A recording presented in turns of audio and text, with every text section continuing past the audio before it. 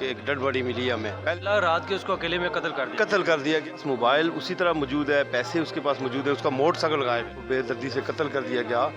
D P او یہ کہہ رہا ہے یا کوئی ایس ایس پی کہہ رہا ہے کہ ہمارے دفتر آ کے ہمارے ساتھ مذاکرات, تو پھر لوگ غصے میں تھے, انہوں نے راستہ بند کیا. السلام علیکم, آپ دیکھ رہے ہیں آخر نیوز چینل اور میں ہوں آپ کا میزبان عرفان امتیاز.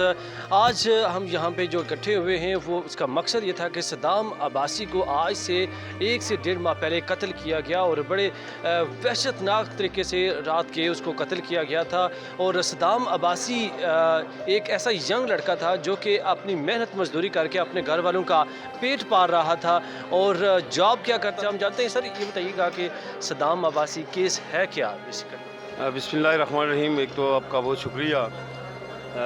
صدام عباسی کیس آپ دیکھ رہے ہیں پچھلے 1.5 ماہ سے لوگ سڑکوں پہ ہیں, ان کے ورثاء اور ان کے علاقے سے تعلق رکھنے والے.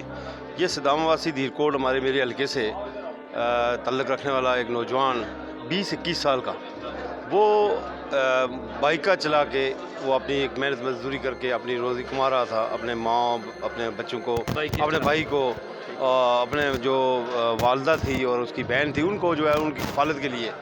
آپ سمجھ لیں کہ ایک 20-21 سال کا بچہ جو ہے وہ بائیکہ چلا کے یہاں رائڈر بن کے وہاں جو ہے وہ لوگوں کو اپنی روزی کما رہا تھا. ایک دن رات کو وہ گیا یہاں سے, یہ کشمیر ہائی وے جو ختم ہوتی ہے جہاں, وہاں سے موٹر وے شروع ہوتی ہے, تو یہ جو اطلاع ملتی ہے, جیسے آپ نے سنا یہاں لوگوں نے یہاں گفتگو کی, اس کے لوائقین نے بھی, اس کے اپنے جو رشتہ دار ہیں, قریبی لوگ ہیں, انہوں نے ساری چیز ہمیں بتائی کہ وہ جب وہاں سے کسی پولیس نے بتایا کسی کو کہ جی اس طرح کا ایک ڈیڈ باڈی ملی ہے ہمیں. پہلے تو وہ کہہ رہے تھے کہ کسی نے ہمیں اطلاع دی, پولیس نے. اچھا, پتہ بھی نہیں چلا, رات کے اس کو اکیلے میں قتل کر دیا گیا. اور ایسی جگہ پہ کہ وہاں کوئی, دیکھیں بات یہ ہے کہ اس کے پاس موبائل اسی طرح موجود ہے, پیسے اس کے پاس موجود ہے, اس کا موٹر سائیکل غائب ہے.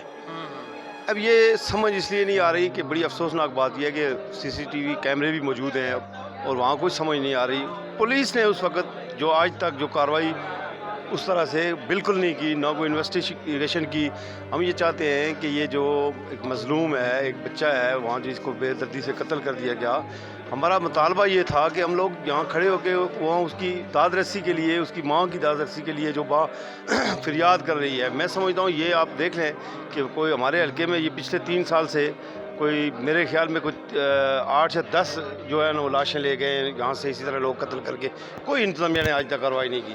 اب یہ ایک ایسا میسج ہے, اب کشمیر کے لوگ آپ یہاں سن رہے تھے, ہماری گفتگو بھی سن رہے تھے کہ ہم لوگ چونکہ یہ ایک نفرت پیدا ہو رہی ہے کہ کیا بات ہے کہ آج تک کوئی کسی کیس کا کوئی فیصلہ نہیں ہو سکا, کوئی ملزم پکڑے نہیں گئے, قاتل پکڑے نہیں گئے, اور لوگوں کو بے دردی سے قتل کر دیا جاتا ہے. اور پھر اس کے بعد جو ہے وہ عدالتوں کے اندر اگر کوئی کیس ہے بھی تو پھر وہ وہاں کو پوچھنے والا نہیں ہے. تو یہ ہماری یہاں سارے لوگوں کی جمع ہونے کا مقصد تھا کہ یہاں مظلوم جو یہاں ایونٹ میں لوگ شامل ہوئے ہیں, کہاں سے اور کن کن جگہوں سے؟ یہ ہمارے چونکہ آزاد کشمیر سے ہمارے دھیرکوٹ, حلقہ دھیرکوٹ سے لوگ تھے, راولا کوٹ سے بھی یہاں لوگ موجود تھے, یہاں سے کوٹلی ستیاں کے زیادہ لوگ تھے, مری کے تھے, اور اسی طرح منسیرا کی سائڈ سے بھی کوئی چند لوگ تھے. نمائندگی موجود تھی یہاں, اور یہ مشاورتی اجلاس یہاں ہوا ہے کہ آپ دیکھ لیں کہ اس دن جو احتجاج ہوا یہاں, پولیس نے فیض آباد کے اندر جو ہے وہ آ کے پوچھا کہ ہمارے ساتھ یہ جو مذاکرات کرنے ہیں,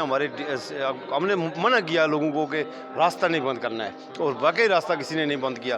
لیکن ایک اگر وہاں آ کے AC آ کے یہ کہتا ہے کہ جی وہ ڈی پی او یہ کہہ رہا ہے یا کوئی ایس ایس پی کہہ رہا ہے کہ ہمارے دفتر آ کے ہمارے ساتھ مذاکرات کریں, تو پھر لوگ غصے میں تھے, انہوں نے راستہ بند کیا. پھر تھوڑی دیر کے لیے بند کیا, لیکن ہم نے واپس کھلوا دیا تھا.